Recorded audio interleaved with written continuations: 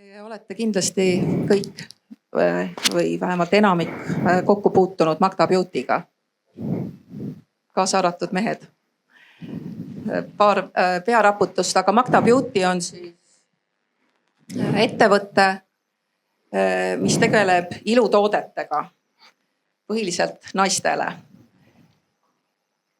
Ja ma räägin tema mainekriisist, mis tegelikult just hiljuti toimus. Ja esmalt ma näitan videot, millest kõik alguse sai, et Robert Zevakin ja Robin Valtin korraldavad sellist saadet Suunamudijate tuleproov. Ja märtsi lõpus see saade toimus ja vaatame ja siis arutame. Kas ma natuke tagasisidet võin ka anda? Jah. Suhtlusega alguses esimesed... Vein tuli sisse ja kohe tagasi. See oli jumala, sa oled jumala pahane, see tädi seal. Ei, nagu ta just sisenes, no ta ei ole contenti teinud ju veel. Juba algus peale räägib ära, kuidas nemad näevad, et asi võiks olla. Ei, ta feedback ehk midagi juba läks lappena. Mul oli sükkake eda ajada. Meelis, ma sain ühe info sinu käest. Siis kui ma sulle helistasin, siis ma sain teise info. Ja siis õhtul, kui sa mulle küsimused saatsid, või hoopis kolmas sisend mulle. Mõtle selle kliendi juurde, vaata, sul on koostöö. Konkreetne sisend, ma oleks saanud oma tööga palju lihtsamini hakkama, et täna ma tulin käsi niimoodi. Ei saanud täpselt aru, millega tegu on ja mille jaoks üldse filmimine tuleb. See on karm. Nagu ei ole nii deep ka, nagu... Mõtle, sa teed telesaadet, vaata, sul tuleb koostöö ja siis mingi vend hakkab seal lihtsalt niimoodi karmilt läheb. Ülijook. Sa lihtsalt seisad seal mingi, palun vabandust. Mina oleks ise ümber pöördunud. Ma ei soovi koostöö, ei hea aega. Ma lähen siia kõrvalpoodi. Mingi treid aastaid ära. Nii, ja kui sina nüüd siis hakkad meid sotsiaalmeedias kuulutama, siis kindlasti rõhuda sellele, kust meie tooteid saab osta, millised valikud meil on, millised sortimendid meil on. Toodete puhul kindlasti rääkida nende headest külgedest. Kui sul on ka ausalt mingisugune halb külg olemas, siis võid ka seda välja tuua, aga siiski siis nagu ma enne mainisin, et kuna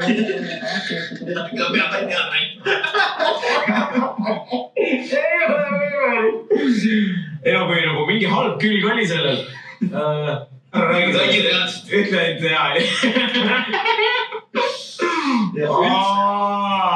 Nagu koostööpartnerid, kelle juurde sa lähed ja nad räägivad sulle tund aega, mida sa pead tegema, on minu meelest ka suht cancel koostööd, et tuleb usaldada nii sisuloojalt ja tuleb... Ei no fair, et sellest see peab aus olema, vaata, nagu...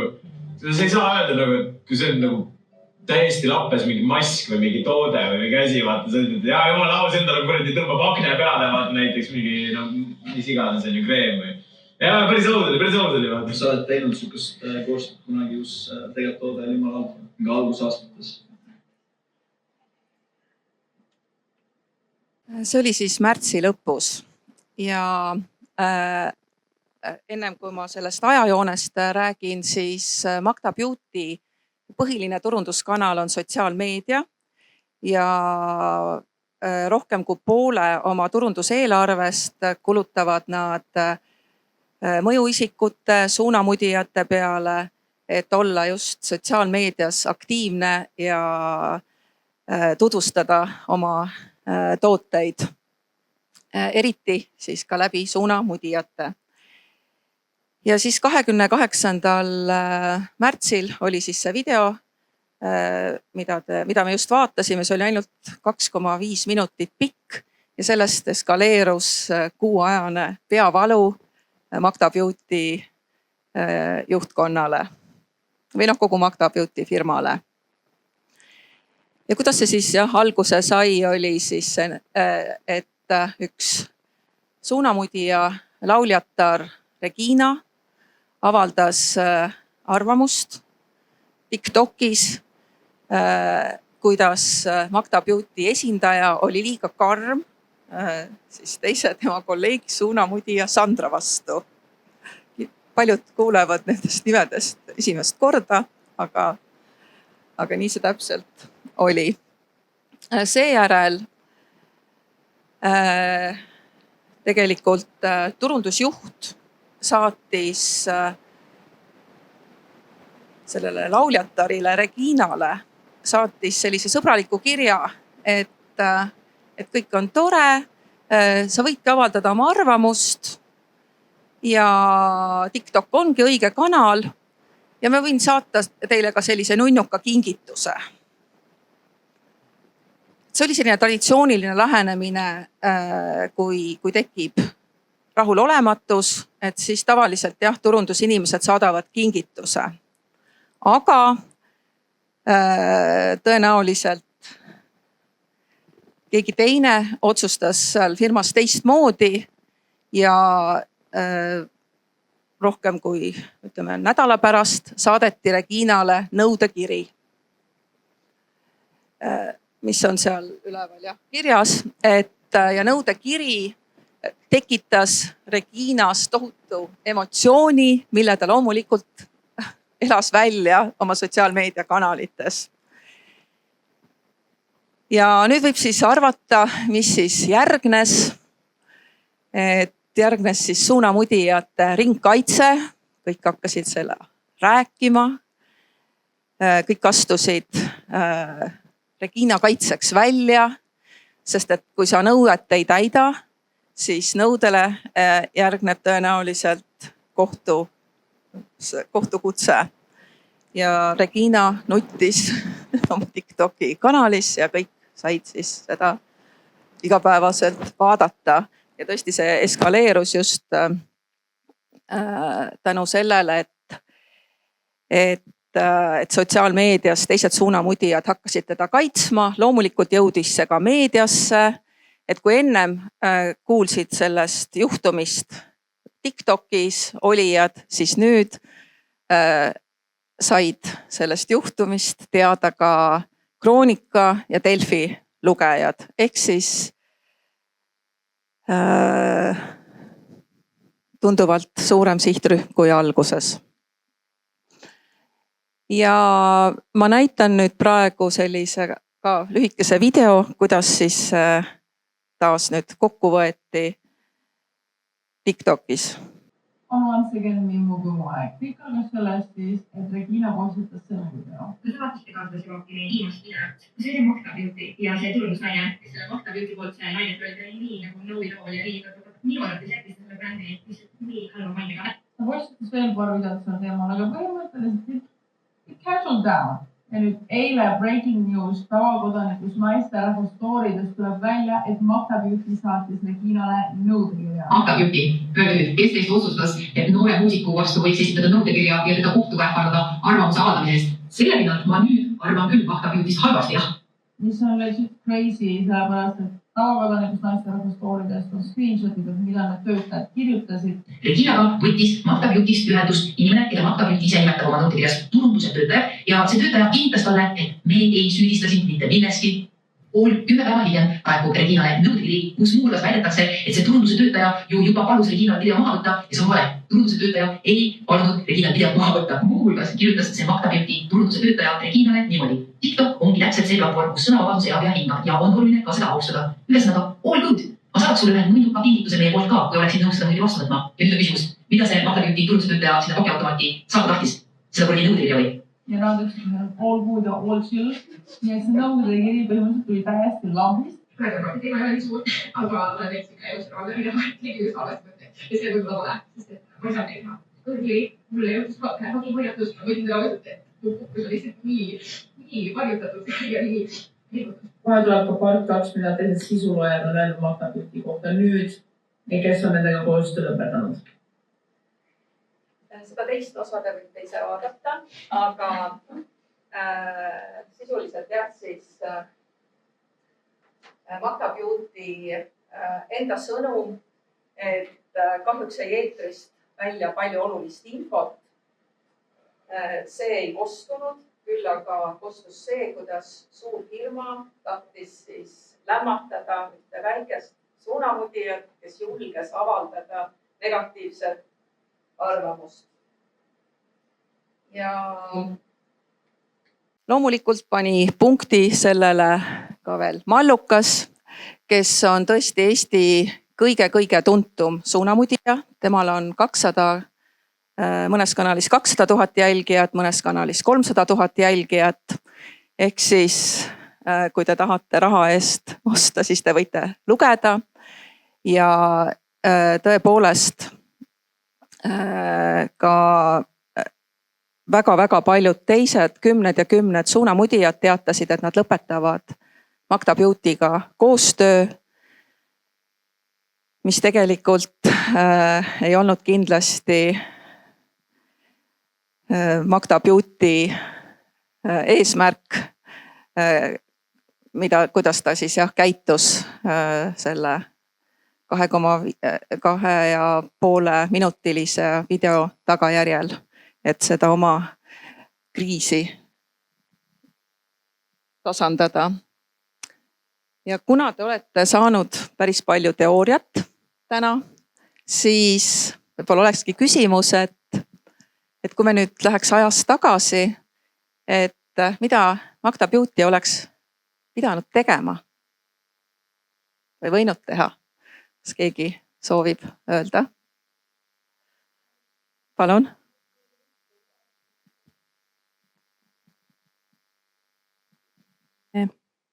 No kui selline olukord on juba tekkinud ja tegelikult see olukord võib ka tekkida, kus sul on töötaja, kes väljendab ennast võib-olla valesti või see jõuab kuhugi, nagu siin oli see, ma mõtlen, kus see kõik alguse sai, et see esimene Magda töötaja, kes seal üldse käitus halvasti seal kaamera ees või valesti. Et kui see olukord on juba tekkinud, et siis mina arvan, et siin oleks olnud ainuke õige tegu Magda poolt tänada selle kriitika ja tagasiside eest, öelda, et jah, me mõistame, me ka, ma ei tea, me räägime selle inimesega esiteks või et me tegeleme ja teiseks nagu võtta see kriitika vastu ja võib-olla keerata see ka kuidagi tehagi mingi kingitus või mingi selline, ühesõnaga, et mitte minna kaitsesse on alati sellises olukorras ikkagi kõige õigem asi. Jah, nende kaitsetaktika oli sellepärast selline nagu ütleme, et mis jäi meediale arusaamatuks ja ei kostunud kaugele, sest selle saate formaat eeldas sellist karmi kohtunikku ja tegelikult see töötaja täitis seda karmi kohtuniku funktsiooni, aga video lõigati ümber nii, et see põhisõnum ei jõudnud, jah. Aga väga õige jah, et vabandada ja seda tegelikult ka siis ütleme umbes 6-ajase hilinemisega Magda Beauty tegi ja teisipäevase seisuga enam tõesti seda kriisi ei ole.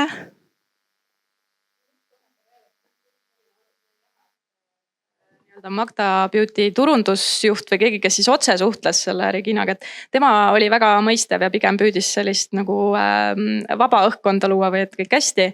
Et siin on näha, et seal ettevõtte sees ilmselgelt ei toiminud kommunikatsioon ehk siis mingid erinevad osapooled omavahel seda olukorda absoluutselt ei arutanud ja ei selgitanud.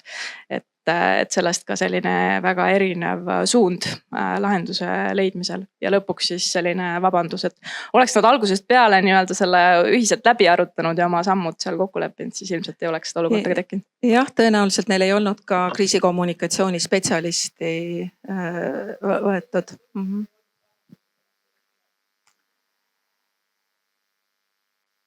Ehk siis oluline on see, kuidas me kriisiolukorras tegutseme, sest tegelikult kriisid on tänapäeva ärimaailmas paratamatud ja see, mis on juhtunud, aga tegutsemine on kõige tähtsam. Ja nüüd ma annaksingi sõna Kadile, kes räägib ja lõpetab positiivse näitega. Ja aitäh selle toreda näite jagamise eest, et ma kujutan ette, et paljud meist said nüüd aimu, mis toimub Sevakini Valtingu kanalis, võib-olla kõik ei olnud sinna varem jõudnud, ei olnud aimugi, mis seal on. Et kas see Magda Beauty see lugu oli natuke tuttav kuskilt või? So, ma näen, jah. Et aga samas selline hästi süke hea näide selles mõttes, et kus see kriis võib natuke nagu tühja koha pealt tekkida kui sa jätad läbi mõtlemata need eelmised sammud siis. Ja kui sa Aet minu käest enne küsisid, et kas mul on elus olnud selliseid kriise, mis ma mõtlen siis nagu tööalaselt on olnud, ma suutsin 2 hästi kiiresti meenutada. Ja kui ma nüüd hakkasin rohkem mõtlema, siis kuna ma tegutsen igapäevaselt külalislahkusvaldkonnas, siis need kriise tuli niimoodi nagu umbes 10 ja peale veel, mis on aastate jooksul olnud ja õnneks on olnud ka see pool, et me oleme reeglina ikkagi väga hästi ette valmistunud just selle poole, et kui näiteks on metsa sees a la Sagadi mõis või Vihula mõis, siis kõike võib juhtuda. Sul on 100-150 inimest korraga majas, kui sa vastutad kogu selle olukorra eest, väljas on 20 pluss kraadi miinust ja vool läheb ära. Mis sa siis teed? Inimesed on raha maksnud, tahavad saada suurepärast elamust ja me saime õnneks neid olukordi päris tihti harjutada. Õnneks, sest et siis me juba väga täpselt teadsime, et mis me peame sinna listi panema, et mis on need tegevused, millega me peame tegelema. Aga kuna te olete siin juba 1,5 tundi istunud ja kuulanud natuke teooriat, natuke näiteid, siis ma tahan, et see oleks ikka hästi praktiliselt jõuaks teile kohale. Et mängime ühe kriisisituatsiooni läbi. Oletame, et siin tekib selline kriisiolukord. Ja veel kord, oletame, seda kriisi tegelikult siin ei ole, aga oletame, et tuleb ukse peale üks, ma ei tea, kas politsei või päästeametnik ja palub kõigil ruumist lahkuda. Kujutage hetkeks seda olukorda ette. Seal ei ole kedagi. Uks on kinni ja kedagi ei ole tulemas ja seminari korraldajad väga täpselt teavad, et juhul, kui see kriis peaks tekkima, siis kuidas siis selles olukorras käituda.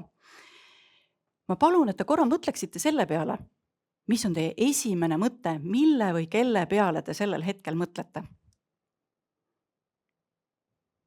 Kas te olete valmis jagama? Mis esimene reaktsioon on?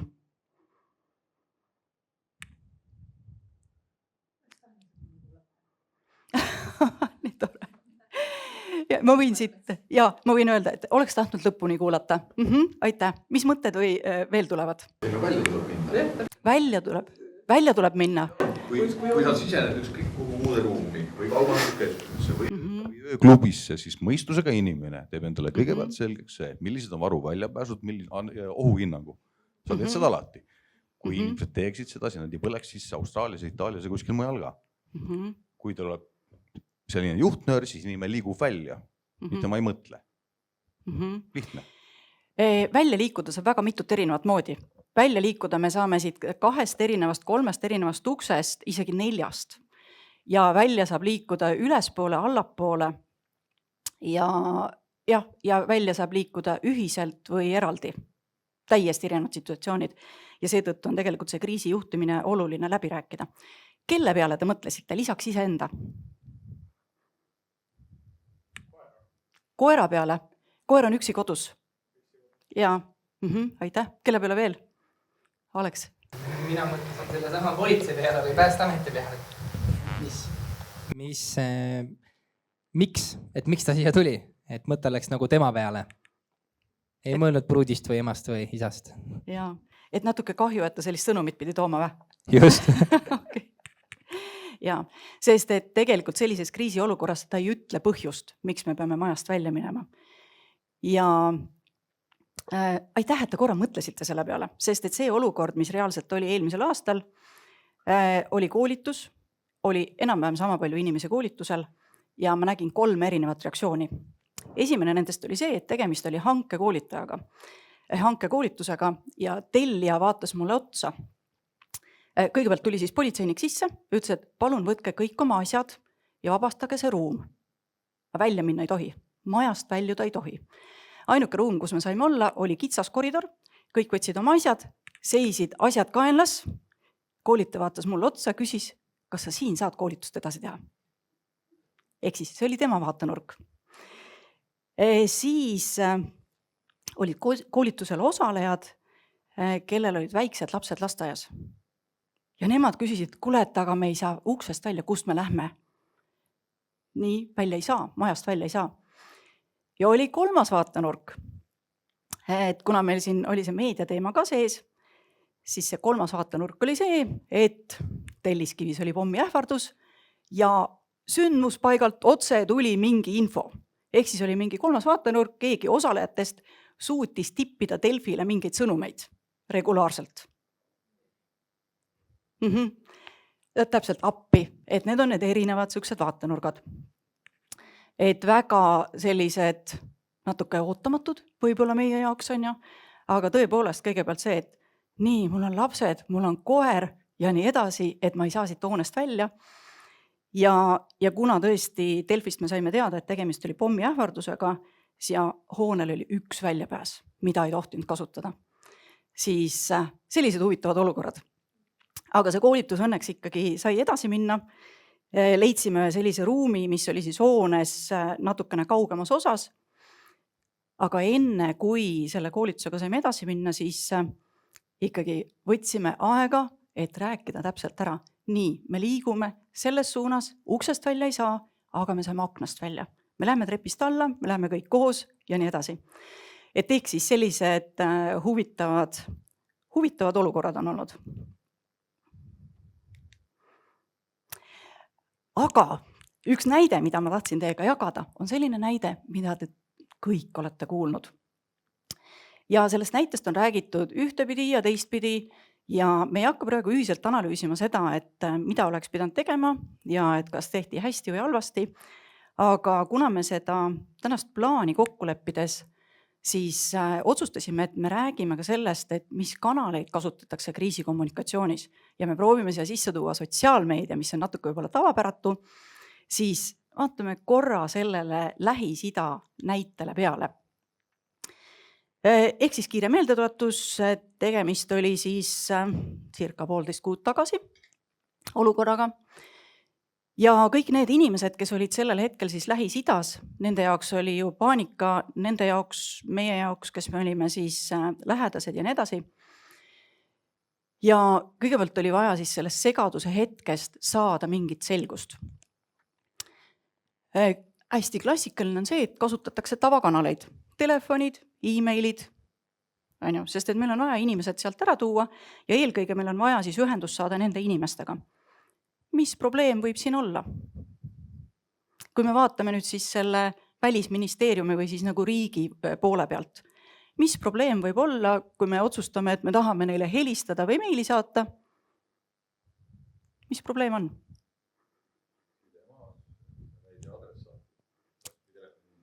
Täpselt. Ja. Ehk siis side võib olla maas, me ei tea, kes need inimesed on. Me tahame nendega ühendust saada, aga me ei tea, kes need inimesed on. Sest et välisministeeriumil on hästi konkreetne kodulehekülg, siis see on see reisitargalt.ee, kuhu nad soovitavad siis registreerida ennast, kui sa lähed välisriiki.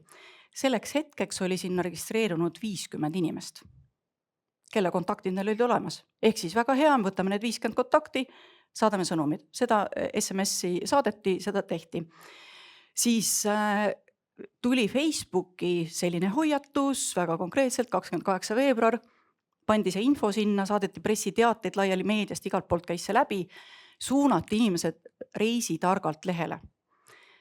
Selle tulemusena tekkis sinna siis 1300 kontakti, oluliselt parem olukord.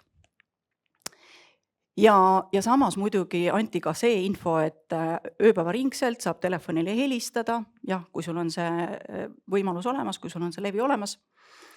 Kasutati siis erinevaid kanaleid ja tegelikult kasutati veel siis kriise toodi sisse nagu väga mitmeid erinevaid selliseid kontakte, aga olukord läks selles mõttes niivõrd panemaks, et olid olemas 1300 kontakti. Kuna neid kontakte oli oluliselt rohkem, kui siis SMS-i või e-mailiga suhelda, siis toodi appi see WhatsApp, mis on ju väga suke hea ja loogiline kanal. Mis probleemid selle WhatsAppiga võivad tekkida? Me ei tea, kes on esmane infoallikas, kas seal tekivad nii-öelda need kuulujutud.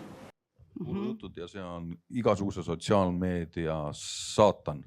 Ehk siis saab olla üks kanal, kes räägib ja see peab olema usaldatav kanal ja kui see hakkab nagu laiali minema, siis info hakkab moonduma ja tegelikult me saame väga palju halva ja valeinformatsiooni, me usaldame Peetrit ja Maimut ja veel kedagi ja tema juba teab ja siis läheb asi käest ära. Võib minna käest ära. Ja. Kindlasti väga palju, et kui siin on 134 osalejat ja kõik hakkavad küsima, keegi hakkab kellelgi vastama, et sul on ühes kanalis lihtsalt, kuna ta on operatiivne kanal, siis sul läheb ju kogu aeg infoga eest ära, et sul ei ole nii, et sul jääb see uudis, minu arust, ma ei tea, kas seal saab pinnida üldse uudist vist ei saa või mingit sõnumit, et pigem ongi see, et sul läheb eest ära ja seda müra tuleb hästi palju peale, eks. Ja seal võib tekkida ka sellist paanika külvamist ilmselt, teineteise mõjutamist selles osas. Ja. Ma võib-olla toon ühe näite, kui meil on olnud kriisi olukord, siis me paneme kommentaariumid keerame kinni.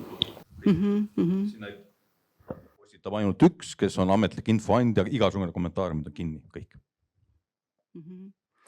Ehk siis see WhatsAppi kanal oli väga hea lahendus selleks, et kriisikommunikatsioonis klassikaliselt ju info liigub ülevalt alla, väga konkreetne siis liin ja üks inimene räägib. Aga need inimesed, kes seal situatsioonis olid, nemad tahtsid omavahel ka suhelda ja ühendust saada, et selle jaoks oli see WhatsApp väga hea, aga nii nagu te välja tõite selle müra, et see müra tekib seal väga palju ja see kõige olulisem info võib-olla ei eristu nii palju. Tekib veel üks probleem, tekib andmekaitse probleem. Ehk siis me ei saa võtta see 1300 kontakti ja panna WhatsAppi gruppi, sest et võib-olla need inimesed ei taha, et nad oleks omavahel kõik siis leitavad ja tuntavad ja see tähendab, et mida siis sellel hetkel tehti, saadeti see WhatsAppi grupi link ja paluti liituda selle grupiga. Tegelikkuses oli seal circa 1300 kontakti, mis oli siis Välisministeeriumil olemas ja natuke üle 1000 jõudsid siis WhatsAppi. Ja seda kommunikatsiooni poolt oli väga hea seal jälgida, sest et siis kuidas need ajas muutusid need kommunikatsioonid hästi konkreetselt, sirge, konkreetne, lühikesed laused, et nii nagu sellises kriisiolukorras see kommunikatsioon on. Ja loomulikult, et kui oli siis 28. veebruar, siis me ju ei teadnud, kuidas see kõik siis laieneb ja et kuhu me välja jõuame. Et selleks hetkeks me juba teadsime, nii kriis on selline, lahendus on selline. Ja lihtsalt probleem on selles, et seal oli ikkagi piiratud arv inimesi, kes said siis suhelda siis Välisministeeriumi poolt. Ja väga meeldis see, et Välisministeerium siis kasutas hästi konkreetselt infodel oli peal, kes seda infot väljastab, sest et probleem on ju selles, et me saame infot, me hakkame ise paaniliselt infot otsima. Ja nii kui mingid infokillud tulevad, siis me võtame seda võib-olla puhta kullana, aga kui on ikkagi väga konkreetselt peal, näed, see info tuleb Välisministeeriumist, siis me saame otsustada, et kas me usaldame seda või mitte. Ja mida siis sellest õppida? Et tegelikult minu enda jaoks oli selline hea võib-olla näide selle poole pealt, et seesama kommunikatsioon kriisis klassikaliselt ühesuunaline, aga need inimesed, kes on seal keerulises olukorras, need tuleb omavahel suhtlema panna. Selles mõttes oli WhatsApp väga-väga hea kanal.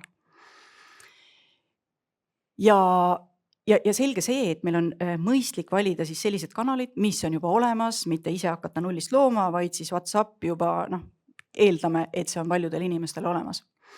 Ja ma arvan, et see on nagu väga hea mõttekoht, et natukene mõelda siis kas enda ettevõttes selle peale, et kuidas me seda siis protsessi üles ehitame.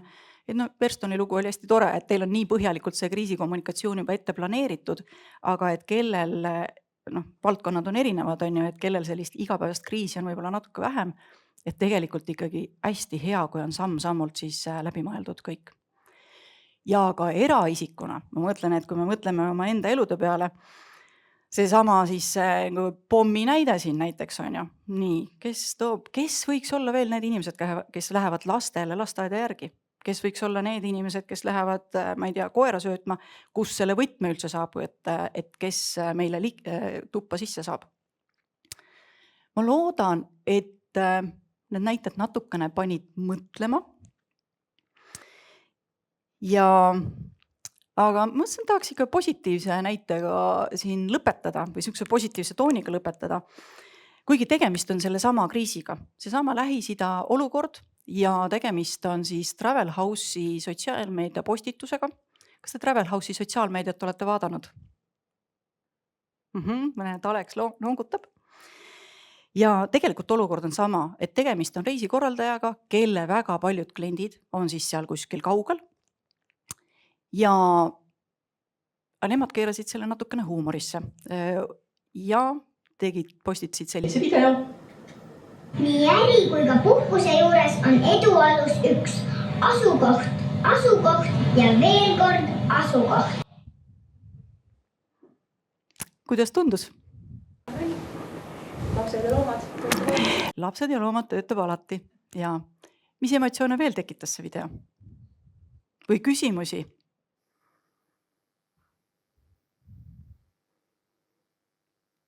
Kas see küsimus käis peast läbi, et meil on kriisiolukord, et kas me võime siin nalja teha praegu? Ei. Jaa, et see on tervitatav tõenäoliselt, kui me ise ei ole seal kriisikoldes, siis on nali hästi tore. Ja see oli üks näide Travel House'i sotsiaalmeediast.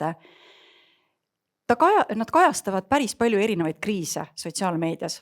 Näiteks kütusehinnad on sealt läbi käinud ja mitmed erinevad sellised toredad näited, et kuna see kütuse hind on see, mis meid kõiki täna puudutab, siis et sellised päevakajalised teemad, päevakajalised kriisid tegelikult tuua sotsiaalmeediasse ja nemad kasutavad siis seda toredaid lõbusaid videosid selleks.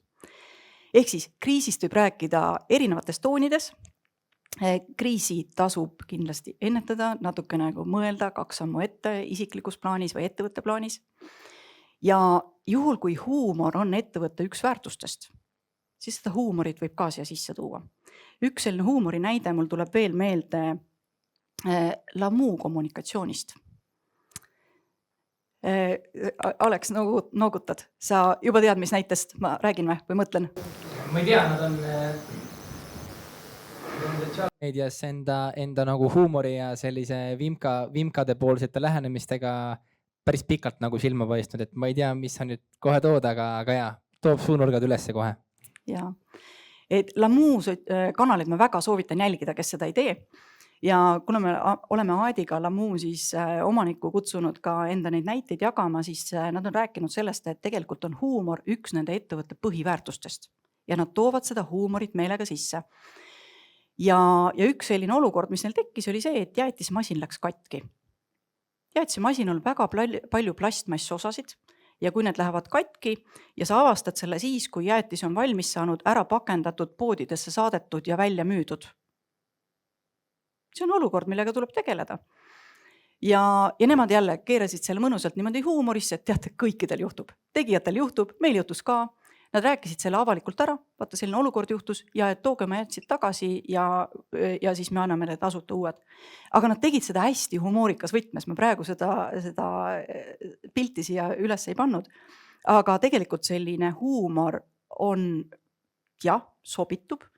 Ja see Lamu näide muidugi on selline, mis puudutas siis seda konkreetset ettevõtet ja selle ettevõtte kliente, et see Lähis-Ida näide on nüüd palju suurem, globaalsem ja see Travel House'i näide on siis ta on siuke nunnu ja me olime selleks ajaks muidugi juba sellest Lähis-Ida kogemusest palju rääkinud ja me teadsime, kõik on õnnelikult juba enam-vähem lahenenud, et siis selle positiivse noodi sissetoomine, siukse lõbusa noodi sissetoomine võib olla väga sobiv. Jaa, ole hea. See huumori mõttes et siin selle asja puhul tõesti see ajastus ilmselt oli väga oluline, et selleks hetkeks see kriis oli juba nagu nende inimeste jaoks lahenenud, aga tahtsin selle huumori ka öelda, et seal on väga oluline see, et huumor on üldjuhul tervitatav, aga see ei tohi olla kedagi naeruvääristav, esiteks. Ja teiseks, kui teha, siis pigem teha enda kulul. Et mitte oma töötajate või kuidagi nagu mitte siis suunata seda ohvrite suunas nii-öelda, kui on ohvreid. Et selles mõttes, et seal peab olema hästi nagu tundlikult selle asja läbi vaatama, et just, et seda naeruvääristamist kindlasti ei tohi teha. Magda Beauty siis proovis huumoriga ka lahendada oma seda olukorda ja tegi siis sellise humoorika video, kuidas siis taas see müüja oli veel karmim ja kuidas ta sisuliselt sõimas läbi suunamudi ja pärast ütles, et kõik oli okei.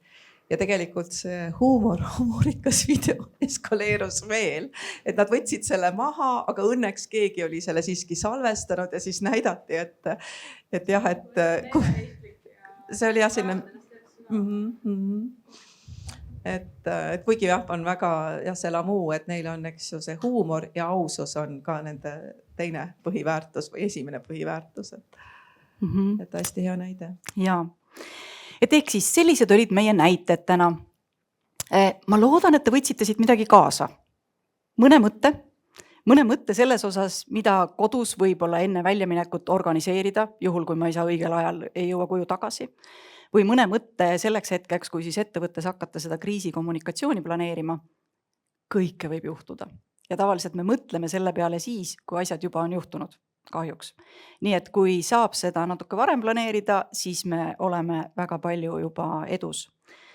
Ja need olukorrad võivad väga ootamatult tekkida. Mul praegu üks näide tuli veel meelde seoses sellega, et see meediasuhtlus, võtta sa Liisi tõid ka väga ilusti selle meediasuhtluse siia sisse.